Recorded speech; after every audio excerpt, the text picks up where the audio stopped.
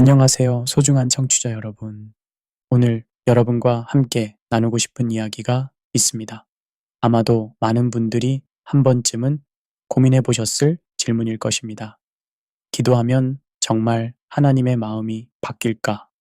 혹은 전지전능하신 하나님이 왜 우리의 말에 따라 계획을 바꾸실까? 이런 질문들이 마음속에 떠오를 때 우리는 종종 혼란스러워집니다. 한편으로는 성경에서 모세나 히스기야의 기도 때문에 하나님이 뜻을 돌이키셨다는 구절들을 읽고, 다른 한편으로는 하나님의 완전함과 불변성에 대해 배우기 때문입니다. 오늘 우리가 함께 탐구할 이야기는 단순히 기도의 효과성에 관한 것이 아닙니다. 이는 하나님의 성품, 인간의 자유의지, 그리고 우주를 다스리는 섭리의 신비에 관한 근본적인 질문들과 연결되어 있습니다. 제1장, 질문의 시작, 성경 속 수수께끼들. 출애굽기 32장을 펼쳐보겠습니다. 이스라엘 백성들이 금송아지를 만들어 섬기고 있을 때 하나님께서는 모세에게 이렇게 말씀하셨습니다. 이제 나를 막지 말라. 내가 그들에게 진노하여 그들을 진멸하고 너를 큰 나라가 되게 하리라. 그런데 모세가 중보기도를 드리자 성경은 이렇게 기록합니다. 여호와께서 뜻을 돌이키사 말씀하신 재앙을 내리지 아니하시니라. 여기서 흥미로운 점은 하나님께서 먼저 진멸하겠다고 하셨다가 모세의 기도 후에 뜻을 돌이키셨다는 것입니다. 이것이 정말 하나님의 계획이 바뀐 것일까요? 19세기 독일의 신학자 프리드리히 슐라이어마허는 이런 본문들을 두고 하나님의 절대성과 인간의 기도 사이의 변증법적 긴장이라고 표현했습니다. 그는 인간의 종교적 경험을 중시했지만 동시에 하나님의 불변성도 부인할 수 없다고 보았습니다. 열왕기하 20장에는 더욱 구체적인 사례가 나옵니다. 히스기야 왕이 죽을 병에 걸렸을 때 이사야 선지자가 와서 여호와께서 이같이 말씀하시기를 너는 죽고 살지 못하리라고 전했습니다. 그런데 히스기야가 벽을 향하여 눈물로 기도하자 하나님께서 다시 이사야를 보내어 내가 내 기도를 들었고 내 눈물을 보았노라. 내가 너를 낫게 하리니 네 수안에 15년을 더하리라 고 말씀하셨습니다. 여기서 우리는 매우 구체적인 상황을 봅니다. 죽음의 선고에서 15년 생명 연장으로의 극적인 변화입니다. 이것을 어떻게 이해해야 할까요? 현대 분석 철학의 대가인 알빈 플란팅가는 이런 딜레마를 신적 단순성과 시간성의 역설이라고 불렀습니다. 영원하신 하나님이 시간 속에서 변화하는 것처럼 보이는 이 역설을 어떻게 해결할 수 있을까요? 요나서 3장에서도 비슷한 상황을 봅니다. 하나님께서 요나를 통해 40일이 지나면 니느웨가 무너지리라고 선포하셨습니다. 그런데 니느웨 백성들이 회개하자 하나님이 뜻을 돌이키사 그들에게 내리리라 말씀하신 재앙을 내리지 아니하시니라고 기록되어 있습니다. 이런 본문들을 보면 마치 하나님께서 인간의 기도와 회개에 따라 계획을 수정하시는 것처럼 보입니다. 정말 그런 것일까요? 제2장, 신학사의 고민들과 해석의 다양성. 교부시대부터 이런 질문들이 제기되어 왔습니다. 아우구스티누스는 하나님의 고백록에서 이렇게 썼습니다. 당신은 변하지 않으시는데 우리의 기도에 응답하신다는 것은 무엇을 의미합니까? 아우구스티누스의 답변은 명쾌했습니다. 하나님께서는 영원 전부터 우리의 기도와 그에 대한 응답을 모두 아시고 계획하셨다는 것입니다. 즉, 우리가 기도할 것과 그 기도에 응답하실 것을 영원 전부터 작정하셨다는 뜻입니다. 토마스 아퀴나스는 한 걸음 더 나아갔습니다. 그는 신학대전에서 하나님의 뜻을 여러 층위로 구분했습니다. 절대적 뜻과 조건적 뜻, 그리고 허용의 뜻으로 나누어 설명했습니다. 존 칼빈은 이 문제를 다르게 접근했습니다. 그는 기독교 강요에서 하나님께서 뜻을 돌이키신다는 표현을 인간 중심적 언어, anthropomorphic language라고 설명했습니다. 즉, 하나님께서 인간이 이해할 수 있는 방식으로 자신을 계시하시기 위해 사용하신 표현이라는 것입니다. 마틴 루터는 좀 더 실존적으로 접근했습니다. 그는 하나님의 숨겨진 뜻, 디우스 아브스콘디투스과 계시된 뜻, 디우스 리벨라투스를 구분했습니다. 우리가 경험하는 것은 계시된 뜻의 영역이며 여기서는 기도와 응답의 상호작용이 실제한다고 보았습니다. 20세기에 들어와서는 이 문제가 더욱 복잡해졌습니다. 칼바르트는 교회 교의학에서 하나님의 자유를 강조하면서도 동시에 언약의 하나님으로서의 신실함을 말했습니다. 바르트에 따르면 하나님은 스스로를 인간과의 관계 속에 두시기로 작정하셨고 그 관계 속에서 인간의 기도에 응답하신다는 것입니다. 위르겐 몰트만은 희망의 신학에서 한 걸음 더 나아가 하나님의 고난을 말했습니다. 그는 하나님께서 인간의 고통과 기도에 진정으로 영향을 받으신다고 주장했습니다. 이는 전통적인 불변성 교리에 대한 도전이었습니다.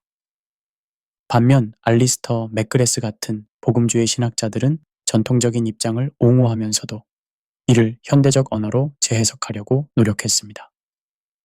제3장 하나님의 뜻, 그 다층적 이해. 이제 좀 더 구체적으로 들어가 보겠습니다. 전통적으로 신학에서는 하나님의 뜻을 여러 층위로 구분해 왔습니다. 첫째는 작정의 뜻입니다. 이는 창세 전부터 하나님께서 계획하신 궁극적 목적을 말합니다. 이사야 46장 10절에서 내가 끝을 처음부터 알며 아직 이루지 아니한 일을 옛적부터 보이며 나의 뜻이 설 것이니 내가 나의 모든 기뻐하는 것을 이루리라 고 하신 그 뜻입니다. 이 층위에서 하나님의 뜻은 절대로 변하지 않습니다. 구속사의 큰 그림, 하나님 나라의 완성, 선악의 최종적 심판 같은 것들은 어떤 기도나 인간의 행위로도 바뀔 수 없습니다. 예를 들어 예수 그리스도의 십자가 사건은 창세 전부터 예정된 하나님의 뜻이었습니다. 이것은 유다의 배신이나 빌라도의 판결 또는 누군가의 기도로 바뀔 수 있는 성질의 것이 아니었습니다. 둘째는 명령의 뜻입니다. 이는 하나님께서 인간에게 주신 계명과 규범들을 말합니다. 십계명, 사랑의 계명, 선교 명령 등이 여기에 해당합니다. 흥미롭게도 이 명령의 뜻은 인간에 의해 지켜지거나 어겨집니다. 하나님께서는 모든 사람이 구원받기를 원하시지만 실제로는 모든 사람이 구원받지는 않습니다. 하나님께서는 거짓말하지 말라고 명령하시지만 사람들은 여전히 거짓말을 합니다. 여기서 중요한 것은 하나님의 명령의 뜻이 좌절된다고 해서 하나님의 작정의 뜻이 실패하는 것은 아니라는 점입니다. 셋째는 허용의 뜻입니다. 이는 하나님께서 악의 존재나 인간의 실패까지도 허용하시면서 그것조차 전체적인 선을 위해 사용하시는 것을 말합니다. 로마서 8장 28절에 우리가 알거니와 하나님을 사랑하는 자, 곧 그의 뜻대로 부르심을 입은 자들에게는 모든 것이 합력하여 선을 이루느니라. 는 이를 잘 보여줍니다. 요셉의 이야기가 대표적인 예입니다. 형들이 요셉을 애굽에 팔아넘긴 것은 분명히 악한 일이었습니다. 하지만 하나님께서는 그 악한 일조차 사용하셔서 야곱의 가족을 기근에서 구원하시는 도구로 삼으셨습니다. 요셉이 형들에게 당신들은 나를 해하려 하였으나 하나님은 그것을 선으로 바꾸사 많은 백성의 생명을 구원하게 하시려 하셨나니 라고 한 것이 바로 이것입니다. 제4장 기도의 참된 의미, 뜻을 바꾸는 것인가, 뜻에 참여하는 것인가. 이제 우리는 핵심 질문에 도달했습니다. 그렇다면 기도는 무엇을 하는 것일까요? 많은 사람들이 기도를 하나님의 마음을 바꾸는 수단으로 생각합니다. 마치 하나님께서 처음에는 아니요 라고 하셨다가 우리가 간절히 기도하면 그래, 알겠다고 하시는 것처럼 말입니다. 또 어떤 사람들은 기도를 자판기와 같다고 생각합니다. 정확한 공식으로 기도하면 원하는 것이 나오고 잘못 기도하면 안 나온다고 생각하는 것입니다. 이런 이해들은 모두 하나님을 인간 중심적으로 축소시키는 오해입니다. 17세기 영국의 청교도 신학자 존 오웬은 이런 태도를 하나님을 조건 반사적 응답 기계로 전락시키는 것이라고 비판했습니다. 성경에서 기도의 모델을 보면 예수님께서 가르쳐 주신 주기도문이 가장 중요합니다. 아버지의 뜻이 하늘에서 이룬 것 같이 땅에서도 이루어지이다. 이 기도에서 핵심은 하나님의 뜻을 이루어 달라는 것입니다. 내 뜻을 관철시켜 달라는 것이 아닙니다. 요한일서 5장 14절도 마찬가지입니다. 우리가 무엇을 구하든지 그의 뜻대로 구하면 들으심이라. 여기서 중요한 것은 그의 뜻대로라는 조건입니다. 겟세마네 동산에서의 예수님의 기도가 완벽한 모델입니다. 내 아버지여 만일 할만하시거든 이 잔을 내게서 지나가게 하옵소서. 그러나 나의 원대로 마시옵고 아버지의 원대로 하옵소서. 마태복음 26장 39절. 여기서 예수님은 인간으로서의 자연스러운 소원을 표현하시면서도 궁극적으로는 아버지의 뜻에 순종하셨습니다. 그렇다면 기도는 무엇을 하는 것일까요? 첫째, 기도는 하나님의 뜻을 깨닫는 과정입니다. 우리가 기도할 때 성령께서 우리 마음을 조명하셔서 하나님의 뜻이 무엇인지 알게 해주십니다. 둘째, 기도는 하나님의 뜻에 우리 자신을 맞추어가는 훈련입니다. 처음에는 내 뜻대로 해달라고 기도하다가 점점 하나님의 뜻이 무엇인지 구하게 되고 마침내는 그 뜻에 내가 순종하게 됩니다. 셋째, 기도는 하나님의 작정된 뜻을 실행하는 통로가 됩니다. 하나님께서는 당신의 뜻을 이루시되 우리의 기도를 통해 이루시기로 작정하신 것들이 있습니다. 에스겔 36장 37절이 이를 잘 보여줍니다. 내가 이스라엘 족속에게 이같이 해주기를 그들에게 구하게 하리라. 하나님께서는 이스라엘을 회복시키기로 작정하셨지만 그들이 기도하게 하셔서 그 뜻을 이루신다는 것입니다. 제5장 히스기야의 기도를 다시 보기, 작정 안에서의 기도, 이제 다시 히스기야의 기도로 돌아가 보겠습니다. 하나님께서 너는 죽고 살지 못하리라 고 하셨다가 히스기야의 기도 후에 15년을 더하리라 고 하신 것, 이것을 어떻게 이해해야 할까요? 여기서 중요한 단서는 15년이라는 구체적인 숫자입니다. 만약 정말 하나님께서 갑자기 마음을 바꾸신 것이라면 왜 하필 15년일까요? 10년도 아니고 20년도 아닌 정확히 15년 말입니다. 이것은 하나님께서 이미 히스기야의 생명을 70세까지로 작정하셨음을 보여줍니다. 당시 히스기야가 55세 정도였다고 볼 때 15년을 더한 것이 원래 계획이었던 것입니다. 그렇다면 너는 죽고 살지 못하리라. 는 첫 번째 말씀은 무엇이었을까요? 이것은 히스기야로 하여금 기도하게 만드시기 위한 하나님의 방법이었습니다. 이런 방식을 우리는 하나님의 교육적 섭리라고 부를 수 있습니다. 하나님께서는 인간을 단순히 조종하지 않으시고 인간이 스스로 기도하고 회개하고 의존하도록 상황을 만들어 가십니다. 아브라함이 이삭을 제물로 바치라는 명령을 받았던 것도 마찬가지입니다. 하나님께서는 처음부터 이삭을 죽일 생각이 없으셨습니다. 숫양을 미리 준비해 두셨습니다. 하지만 아브라함의 믿음을 시험하시고 훈련시키시기 위해 그런 과정을 거치게 하신 것입니다. 그렇다면 히스기야의 기도는 무의미했을까요?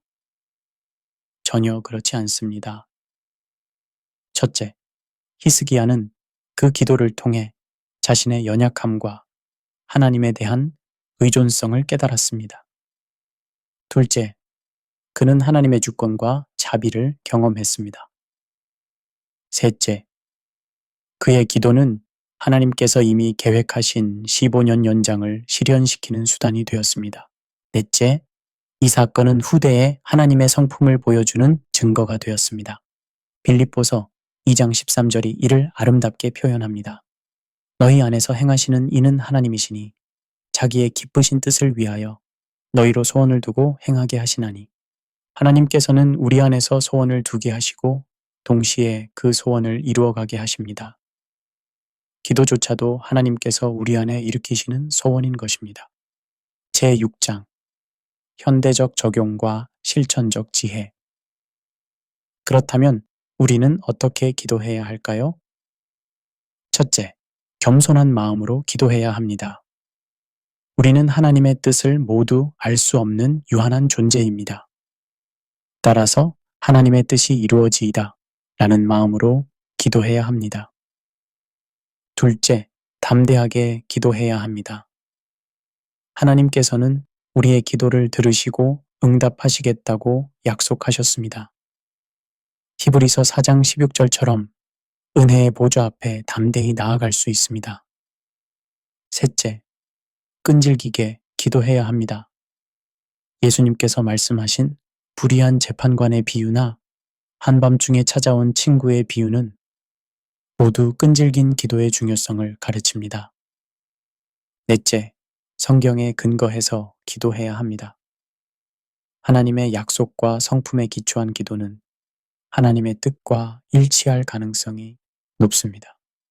때로는 우리의 기도가 원하는 대로 응답받지 못할 때가 있습니다. 이럴 때 우리는 어떻게 생각해야 할까요? 첫째, 하나님의 아니오도 응답입니다. 사도 바울이 가시를 제거해달라고 3번 기도했지만 하나님께서는 내 은혜가 내게 족하다고 답하셨습니다. 둘째, 하나님의 시간표가 우리와 다를 수 있습니다. 주께는 하루가 1000년 같고 1000년이 하루 같다는 말씀처럼 하나님의 때가 있습니다. 셋째, 우리가 구한 것보다 더 좋은 것을 하나님께서 준비하고 계실 수 있습니다. 로마서 8장 28절의 약속을 신뢰해야 합니다. 개인의 기도뿐만 아니라 공동체의 기도도 중요합니다. 사도행전에서 보면 초대교회는 베드로가 감옥에 갇혔을 때 밤낮으로 간절히 기도했습니다. 그리고 하나님께서는 천사를 보내어 베드로를 구출해 주셨습니다. 공동체의 기도에는 개인의 기도와는 다른 특별한 능력이 있습니다. 마태복음 18장 19절과 20절에서 예수님께서 너희 중에 2사람이 땅에서 합심하여 무엇이든지 구하면 하늘에 계신 내 아버지께서 저희를 위하여 이루게 하시리라고 하신 것이 그것입니다. 제7장 기도의 신비와 하나님의 주권. 여기서 또 다른 깊은 질문이 생깁니다. 만약 모든 것이 하나님의 작정대로 된다면 인간의 자유의지는 무의미한 것일까요? 이 문제는 수세기 동안 신학자들을 고민하게 만든 난제 중 하나입니다. 어거스틴과 펠라기우스의 논쟁, 칼빈과 아르미니우스의 논쟁, 그리고 현대에 이르기까지 계속되고 있는 논의입니다. 한 가지 확실한 것은 성경이 하나님의 주권과 인간의 책임을 동시에 가르친다는 점입니다. 빌립보서 2장 12절과 13절이 이를 잘 보여줍니다. 두렵고 떨림으로 너희 구원을 이루라. 너희 안에서 행하시는 이는 하나님이시니 자기의 기쁘신 뜻을 위하여 너희로 소원을 두고 행하게 하시나니. 인간은 두렵고 떨림으로 구원을 이루어야 할 책임이 있습니다. 동시에 그 모든 것이 하나님께서 행하시는 일입니다. 기도에도 이런 역설이 있습니다. 우리는 마치 모든 것이 기도에 달린 것처럼 간절히 기도해야 합니다. 동시에 모든 것이 하나님의 뜻에 달린 것임을 인정해야 합니다. 19세기 영국의 설교자 찰스 스펄전은 이를 기도의 양면성이라고 표현했습니다. 그는 하나님의 주권을 믿기 때문에 더욱 간절히 기도한다고 말했습니다. 왜냐하면 하나님의 주권을 믿는 사람은 하나님께서 정말로 기도에 응답하실 수 있는 분임을 알기 때문입니다. 만약 하나님께서 모든 상황을 통제하지 못하신다면 우리의 기도가 무슨 소용이 있겠습니까? 웨스트민스터 신앙고백서는 이 문제를 매우 균형 있게 다룹니다. 하나님께서는 영원 전부터 자신의 뜻의 결정에 따라 모든 일을 작정하셨다. 그러나 하나님은 제2원인들을 통해 또는 제2원인들 없이 또는 제2원인들에 반하여 일반적으로 역사하신다.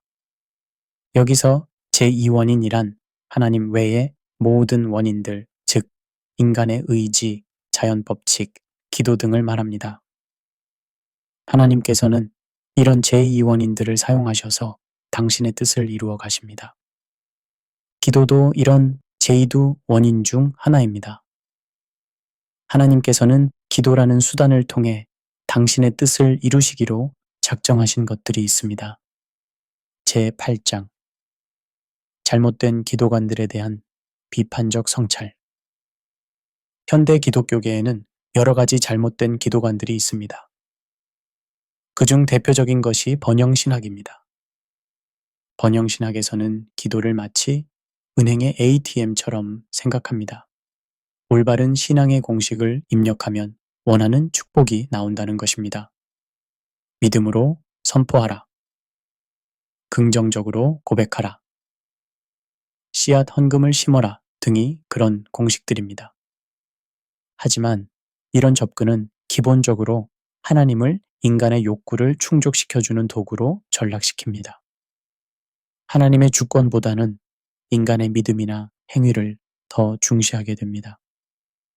성경은 분명히 하나님께서 우리의 필요를 채워주신다고 약속하지만 그것이 우리가 원하는 모든 것을 다 주신다는 뜻은 아닙니다. 마태복음 6장 33절에서 먼저 그의 나라와 그의 의를 구하라. 그리하면 이 모든 것을 너희에게 더하시리라. 고 하신 순서를 주목해야 합니다. 또 다른 잘못된 기도관은 샤머니즘적 접근입니다.